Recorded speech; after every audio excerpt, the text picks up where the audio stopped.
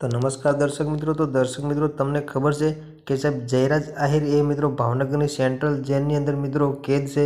અને દર્શક મિત્રો તે જેલની અંદર કેદ હોવા છતાં પણ મિત્રો જયરાજ આહિરને જમવાનું મિત્રો વીવીઆઈપી મળે છે। અને દર્શક મિત્રો જયરાજ આહિરને જમવા તેમજ રહેવાની મિત્રો સુવિધાઓ વીવીઆઈપી મળે છે।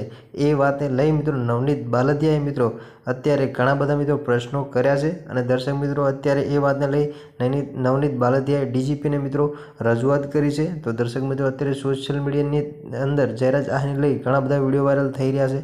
તો દર્શક મિત્રો આપણે આગળ વાત કરીએ કે સાહેબ જયરાજ આહિરને શા માટે મિત્રો જેલની અંદર વીવીઆઈપી સુવિધાઓ મળે છે। તો બધી માહિતી મિત્રો આપણે આગળ વિડીયોની અંદર આપવાના છીએ।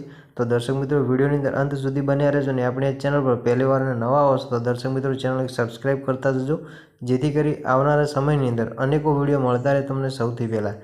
તો દર્શક મિત્રો વાત કરીએ જયરાજ આહિરની, તો સાહેબ તમને ખબર છે કે સાહેબ જે નવનીત બાલદિયા ઉપર જે બગદાણાની અંદર જયરાજ આહિરે મિત્રો એમને ટીમ સાથે મિત્રો જે નવનીત બાલદિયા પર હુમલો કરાયો, એના પછી મિત્રો એસઆઈટી ટીમે નવનીત બાલદિયાની 3.5 કલાક પૂછપરછ બાદ મિત્રો ધરપકડ કરી અને એના પછી મિત્રો એમને ભાવનગરની સેન્ટ્રલ જેલની અંદર મિત્રો કેદ કરી નાખવામાં આવ્યા। જયરાજ આહિરના મિત્રો મહુવા કોર્ટે જામીન રદ કર્યા અને આખરે મિત્રો જયરાજ આહિરને જેલની અંદર પૂરી દેવામાં આવ્યા। અને દર્શક મિત્રો જયરાજ આહિરને વીવીઆઈપી સુવિધાઓ મળે છે એનું એક કારણ છે કે સાહેબ જે જયરાજ આહિરનો જે પરિવાર છે એમને સાહેબ જયરાજ આહિરને ઘરનું ભોજન તથા મિત્રો રહેવાની સુવિધા માટે જે મિત્રો પાથરવાનું ઓઢવાનું જે આપવા માટે જે મંજૂરી માગી હતી, તો આખરે દર્શક મિત્રો જે જેલ સત્તાવાળા લોકો છે એમને મિત્રો જયરાજ આહિરને ઘરનું જમવાનું તથા રહેવાની સુવિધા માટે મિત્રો પરવાનગી આપી હતી, જેને લઈ મિત્રો અત્યારે જયરાજ આહિરને વીવીઆઈપી સુવિધાઓ મળી રહી છે।